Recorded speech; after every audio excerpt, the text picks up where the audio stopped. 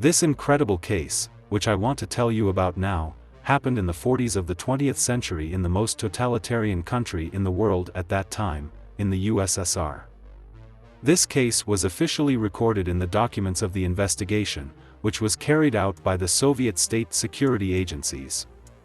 At that time, such cases, which were of special secrecy, were handled in the Soviet Union by the Ministry of State Security, or MGB, which replaced the sinister People's Commissariat of Internal Affairs, NKVD. So that you understand the whole picture of what happened, I will try to briefly explain why this case cannot be attributed to invented legends and that it could be more than real.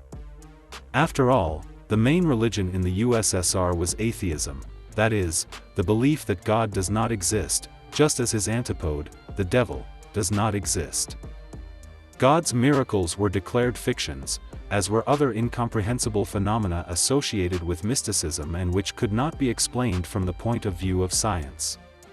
Those people who continued to believe in God, as well as ministers of cults who were not full-time employees of the Soviet state security, were cruelly persecuted by the Soviet state bodies.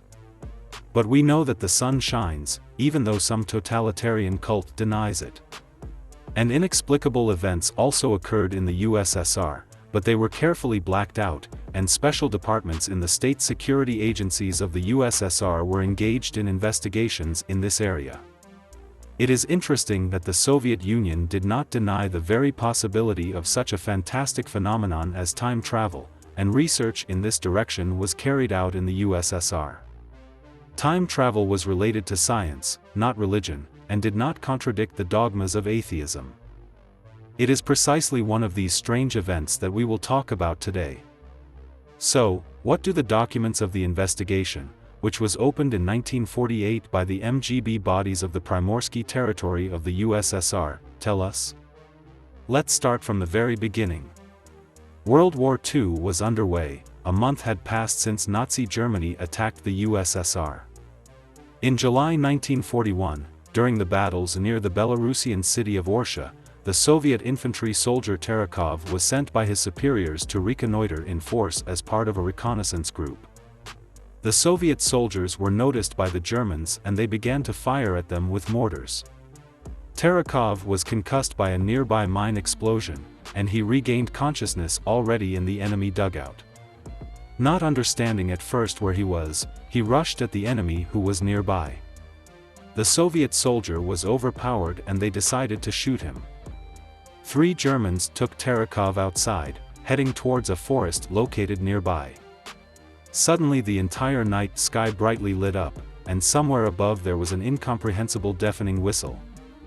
Terekov regained consciousness on the grass near the trees. Stunned Germans were lying nearby. Without losing his composure, the soldier took their machine guns from them, brought them back to consciousness and led them with their hands raised in the direction where, in his opinion, the front line was located. He was a little confused by the fact that the sounds of artillery fire, which should have been coming from the front line, were not heard. After passing through a grove, the group came to a road. An old man and a girl were riding along it in a horse-drawn carriage. Having greeted them, Terekov asked where the Soviet military unit was. In response, he heard the old man's inarticulate mooing. Thinking that the old man was deaf and dumb, the soldier turned to the girl. Her answer sounded very strange. According to her, it turned out that Terekov and the Germans were currently in the Far East, not far from the Soviet-Chinese border, and that it was currently the summer of 1948. It is not surprising that the Soviet soldier, together with the prisoners, soon found himself in the regional department of the Ministry of State Security, where his story was treated with great suspicion. The state security officers carefully studied his Red Army book without a photo, and then found his personal file in the archive. According to the documents, soldier Terekov was listed as missing in action in the battles near Orsha.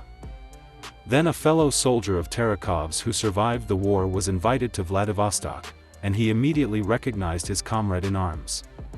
But he noted that Terekov had not aged at all over the past 7 years. The captured Germans were sent to a prisoner of war camp. A German officer who served in a Wehrmacht company near Orsha in 1941 and was imprisoned in a Soviet camp for officers was soon summoned to the camp for identification. He confirmed that these German captured soldiers had indeed served with him and taken part in the battle in 1941 near Orsha, and then they went missing.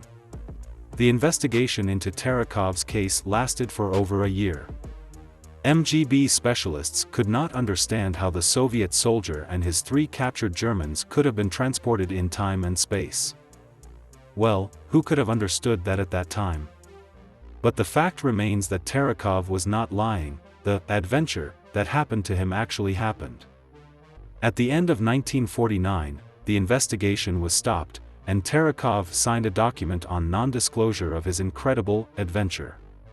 It is very possible that this event was subsequently carefully studied in high secrecy by some Soviet scientists, but we know nothing about these studies. What do you think about this, dear viewers? Write your versions in the comments under the video. And see you on the channel.